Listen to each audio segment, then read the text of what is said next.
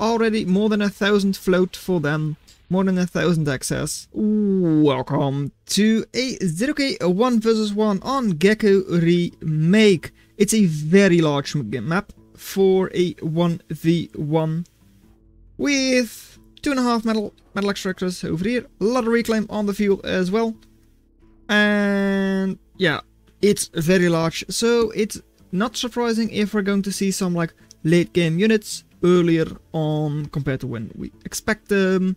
Maybe we'll even see some striders. I'm pretty sure we've seen paladins on this map before. In the red, it is Yanom with shieldbots factory and a recon commander.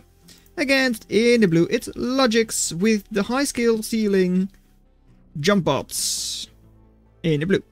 So, Pyro running forward, Constable going to go for these metal extractors on the side, because these, just like the ones where they started, are like 2.5, 1.7 each. So like these 4 are really important. Not really like double or anything. And the middle maxes have that same idea. So yeah, it doesn't really matter that it's... These are the ones that have like a lot of metal. It's just like there are a good number of them. So you don't need all of them. But still, getting like 0.8 metal more per max is very nice. Pyro trying to be a little bit annoying, but not really able to do that. And Yanom with a lot more energy income to start, compared to Logix, who just went all out on that metal. And already going for Caretaker, okay. I wonder, because this is only... Yeah, okay, there are cacti over here which do give you energy. Otherwise, I kind of question where you're going to get your energy from. I guess this constable will do its best. And if you're a little lucky with the wind, 31%, it's a 1 metal extractor right now. Yep, and indeed, floating. You need to focus this thing on the cacti. And start using your metal. Those two both. Also like, no, 0.4 because only 3% wind. All out of wind. So only like 1.7 metal in all of, well, 2 now. In all of those wind turbines. The ones here had a minimum of 0.5, so not a lot better. But it's fine. And Yanom with like solar panel as well, multiple, so their eco didn't completely shut down when the wind was low. Wind still quite low, so it will be a while until these wind turbines like really are worth it. Because you can't really call it worth it now. At least I don't think so. Anyways, first blood finally for Logix. Who's still... Well, still almost floating. I don't think they're technically floating since it says like plus 0.0. So I don't think they were floating that last bit. No, they clearly were. Already more than 1,000 float for them. More than 1,000 access. And, ooh! Outlaw. Interesting because it needs support. And currently there really isn't much. Like, it's a riot, but it doesn't do anything on its own. It can just slow things down. Pyro, Raider, Riot, and yet it's a better riot compared to an outlaw on its own. Even though it's like split role. Anyways, Picket now coming up in the middle. Having like very good range, but like not on this map.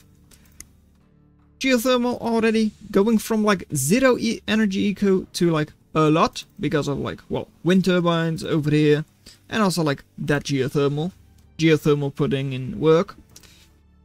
Should allow for some good overdrive as well, but they're currently not getting any. Also not actually reclaiming, well, pretty much anything on the map. And we can quickly check how much they have reclaimed. 106. So at least they've reclaimed more compared to Yanom. But still not much. Not if you compare it to like how much reclaim there is on this map. 175, 175, and like energy as well. Which is something they could have really used. Not sure how much energy total in like a bunch of cacti. 110, 60 there. So it's not a lot, I get that. But still, I mean, It's better than like 0 energy income they had. And couple of moderators. 3 moderators versus like 4 bandits. That's actually not too bad for those moderators. Another 4 moderators on this side, which might be able to do something because they can't go up here. They have, well, they can't really do anything unless they move into the enemy base, which is also like probably not the easiest thing to do, since there is of course production of pyros over there, which is a riot, which is not great to face off against with your raider. Though with this many raiders they should be able to do that. What's your scouting like? You should know that they're coming in, and now you definitely know. Though right now you also have a pyro there, which will try to take down the bandits, and oh, that kind of hurts. Caretaker survives. And the bandits, even though they are being chased, are not really putting in all that much work. No. Pyro should probably be in range, has passed through as well, so it's good against groups of units as well. And if it just jumps on top and one of them dies, it gets like afterburn on the ground, like napalm, I don't know what it is actually called. And even though there are a lot of bandits, not enough to actually do anything significant. On this side though, triple pyro moving in. Just a couple of bandits. Who cares? The pyros clearly don't. 30% attrition for yanom. That's like 1500 difference, which is quite significant, honestly. Pyros jumping in, one of them is heavily damaged, and they're not really taking care of the Lotus. Have to flee from the Felon, because with 1800 shield, a Felon is able to do a pretty good job against this many pyros, especially with those bandits in support. This hurts, like losing almost all of the HP on those bandits just by sitting in the fire. Unless the ground fire only has like the 2-second afterburn, but I don't think so. No, it probably does. Yeah. It's not the, like, if you look at pyro, it has its weapon, which is like afterburn 15 seconds, 15 DPS, and the ground, the death explosion, another 2-second, 15 DPS, and it doesn't even show the like ground burn. At least I don't think that's the ground burn. So it's of course a little bit difficult to calculate how much damage things are going to take when facing off against bandit riots. No, pyros, that's what I'm trying to say. Right. So, Logix. Good eco, and taking some very good fights as well. yanom, you need to think of something, because your bandits are not working against those enemy pyros. You took down 4 of them. That's not that much. Shieldbot makes some sense. However, on such a large map, you can't really force an engagement. By the time you get your shieldbot into the enemy base, they will have just gone around. And over here, bandits being picked off by moderators, actually not a bad thing in this case for yanom, because the other option would be picking off your Felon, which would be a lot worse. With the like extra shield damage as well, 1073 shield damage and all that. Yeah, that hurts for that Felon. I mean, like 2 moderators and the shield is completely drained. So if they're just wasting their shots on like 75 cost bandits, it's not too bad. Now, once they have rearmed, they've reloaded, it could be a bit of an issue. But not going to be one yet. Another Felon, 2 Felons, but are not able to corner those units at all. I mean, they can just jump over and maybe you can snipe 1 moderator, but you're already fleeing. Now, on the other side though, Constable will scout very well for these bandits, like they will scout the bandits very well. So it should give Logix some time to respond. However, they don't have all that much close. So it's just the pyros they are now producing, which they'll have to use to face off against these bandits. Shouldn't be too difficult, with like 2 or 3 pyros. They've already got 4, so I don't think it's going to be a problem for Logix to hold that front.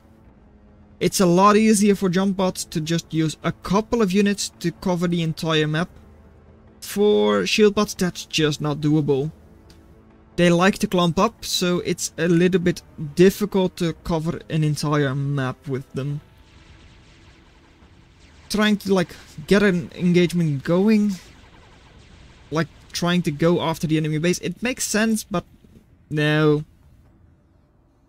Going after that expansion is probably better. You can... I wouldn't be surprised if you were able to just sneak a couple along this edge right now. So, and with the naked expansion from Logix, you can do some actual damage there. Even just sending 1 or 2 bandits this way. And with that sparrow, they really should be able to scout quite well. Sight on it is really good. And yanom, is that commander going to die? Probably not, just because the placeholder is this far back. Not able to get the commander locked. And now with a good shield boss support, I mean, this really could now be a bit of an issue for Logix if they were to engage. Just because a lot of shield is over here. And that's 9,000 shield when completely like filled up. Because of the Aspis, which is already like 2 felons worth of shields. So that's a lot of DPS, a lot of shield as well. Which is part of your DPS, but like it also like shields you to get into the battle and then it's converted to DPS by the felons. So it's a lot of moderators as well though. I think the moderators would just be able to pierce the shield and just kill them. Ooh, that's difficult. Racketeers are quite expensive, 340 value, and the max they can stun is like 240. On the other side, so I don't know how much I like it, especially like getting 8 already. I mean, once you get a good ball of them going, you stun the entire army, so that is good. Yeah, I really just do not know if that's a good thing or not. What I do know is a good thing for yanom is that Logix is kind of floating, but a bad thing is that they are too. Or at least they were. Racketeers are able to stun from a very long range, so that is nice. So if Logix or yourself tries to engage, you can at least just get a couple of free kills, most likely. Map control is actually not too bad. I mean, they've got a max over here, 2 of them, which is like more than I expected, but eco they're way behind. Attrition as well. And this is like the deciding fight pretty much. Moderators are going to try and pierce those shields. All of them have now reloaded pretty much. So unless you're able to stun all of them, it is an issue. On this side, another issue is that pyros and moderators and a placeholder are going to try and get into your energy eco. Other things, not sure. I mean, here you're finally taking a good engagement with those shield bots. But at the same time, pyros in your base. Pyros in your base. Yeah, no, that's really just not that good. However, they are stunned, though with that extra afterburn. You could still lose some things over here, though I don't think you're going to lose all that much. You will have to repair though, which is annoying. And another wave of unit is coming in. If those moderators are all able to hit, like, that's an insane amount of damage. And yanom knows, and yanom calls it. So, well done that you made it this far into the video. Consider watching the video in your lower left. But that's all I'm going to have for you today, and I'll see you in another video. Bye. Eco really was just so much better for Logix. However, they also floated so much more.